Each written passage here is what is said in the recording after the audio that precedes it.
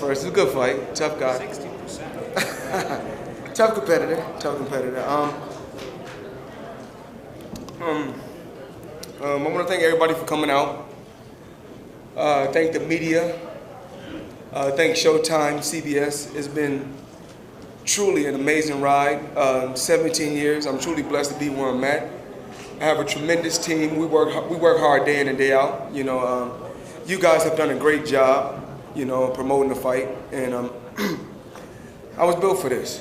What else can I say? My dad done a good job. My Uncle Roger done a good job in camp. We had a great training camp. You know, I feel good. I feel strong.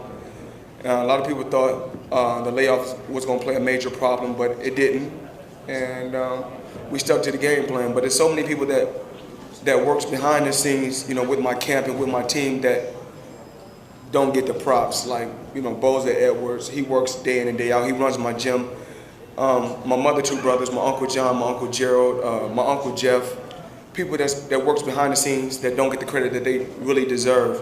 And I have so many people that's in my staff that helped me get to this point. You know, at this level, when you get to the pinnacle, it's not just inside the ring. You gotta have people taking care of things outside the ring as well, so that you're comfortable, so you can go in there and perform like you need to perform. And tonight was just another stepping stone. We still got 5 more fights, and we'll see where we go from there. Like I said before, you know, as far as in the Miguel Cotto fight, I felt like I got hit with shots I shouldn't have got hit with, so I had to bring the defense master back, my father.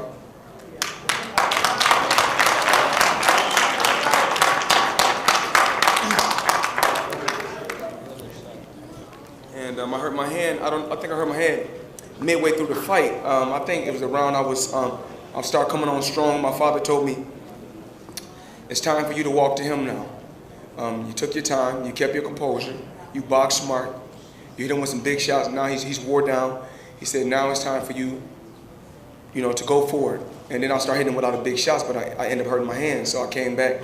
I wasn't using my hand the next round. I think it was the 10th round. My dad said, did you hurt your hand? I said, yeah, but I didn't want to tell him I hurt my hand. So I said, you know what, forget it.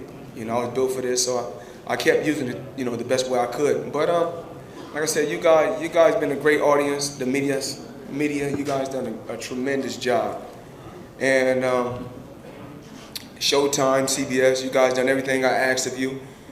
And we don't stop now. We're gonna keep moving on. We're gonna continue to stay positive, continue to keep believing, and continue to work hard. What else can I say? You guys have been great. I know you guys got questions, 1,000 questions. Floyd, congratulations. It's Dave Mayo. I know that voice since I've been 10 years old. Where you at? I'm here. What's going on? Was there, I know you're in a fight, and the emotions of the fight run high, but when you were coming back in the corner between rounds, was there any emotional thought to the idea that you were working with your father again?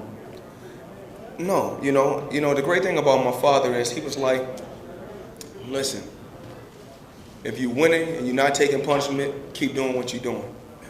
A couple times he said, "Now we're gonna use more feints. You know, let's go to the body more." But I could tell with experience when I went to his body a couple times, he started protecting his body because I think I hurt him to the body. He started protecting his body. That comes with experience. So I was like, if I can't go to the body, I'm gonna keep, you know, throwing the right hook, and because he was looking for the left hook, because, you know, I knocked a lot of guys out with the left hook. So my last 2 fights, I've been throwing the right hook, because you don't see a lot of fighters in boxing throwing the right hook. Floyd, over here to your left. Floyd, congratulations on a fine performance. The punch stats show that he only landed 19% of his punches. I'd like your comment on that, and also, are you hopeful that your next fight will be against Canelo Alvarez? Well, I just came off a solid victory tonight. And like I said before, I'm closer to 40 than I am to 21, so I feel like I'm in a position to take some time off, talk it over with Al Heyman, talk it over with my father, and Leonard and the rest of my team to see what we come up with. You know, I don't want to just, you know, he's a young guy. Not saying that I'm, you know, Floyd Mayweather's not going to duck or dodge anyone, but I'm at the pinnacle in the sport. You know, I earned my stripes. You know, you don't get to this point, you know, by working. I worked hard for 17 years to get to this point.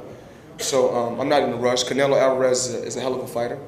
But you know, when I seen him against Trout, I thought the fight was a lot closer than they judged the fight, you know, because I think Trout he wasn't landing big shots, but he was more active. But like I said before, that's not for me to worry about. My job is to keep going out there and racking up victories and being the best Floyd Mayweather that I can be.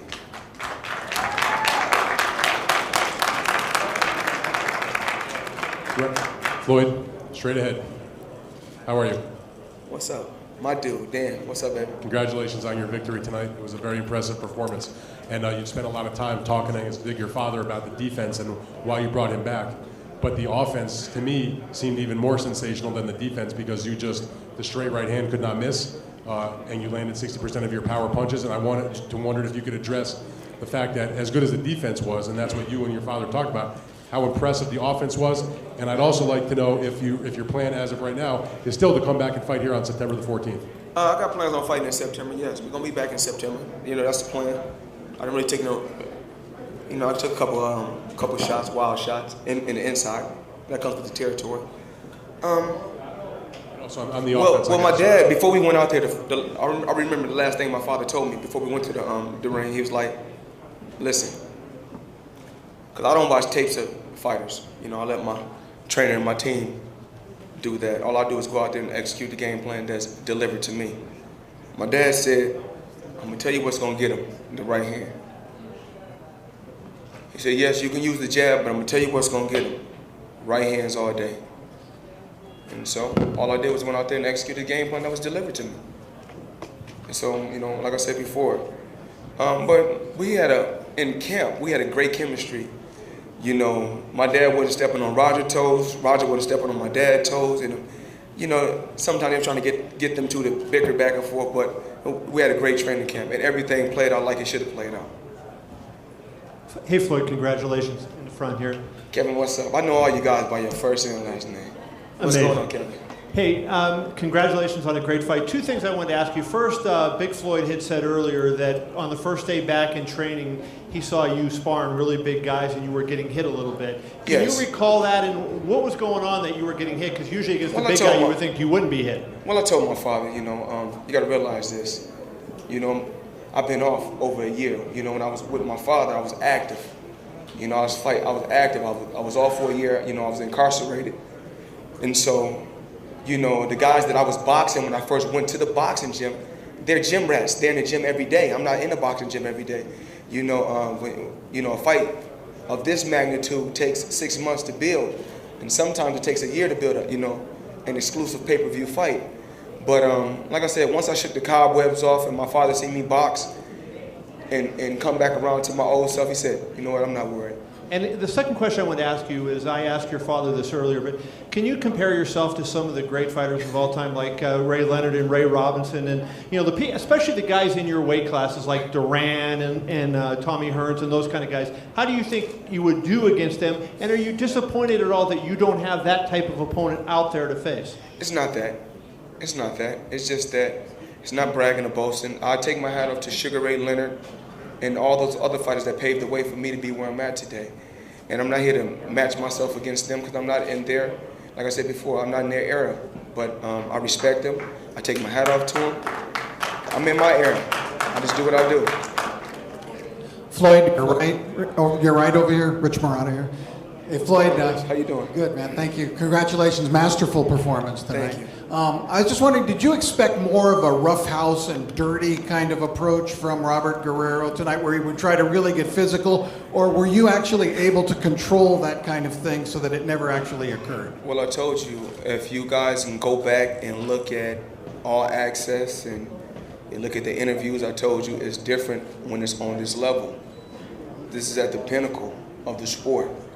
This is, like I said before, the pressure when you come on this level is not like regular pressure when you're fighting on just a regular network. And when you're at the pinnacle, you have to be prepared for this all the way around the board, because mentally this can really mess with you. See, me myself, I don't read articles. I don't go read the articles. I don't read all that stuff. What I try to do is focus on my craft. I go to the boxing gym. I do what I got to do. I work hard. I go home. I rest. And then, like I said before, I gave this sport my whole life. And like I said before, I'm never going to overlook no opponent. I wasn't going to overlook this guy because this guy came up from a smaller weight class. I came up from a smaller weight class also. But what it came down to is mental. It's a mental game, and I told him this is chess, it's not checkers. So, you know, my legs, they said I was losing my legs because I was 36. I showed the world I still can box. I showed them my defense is still there. I showed them I'm still fast. And like I said before, we had a great training camp. I can't cry or complain about nothing, no matter how the fight played out. You know, it is what it is.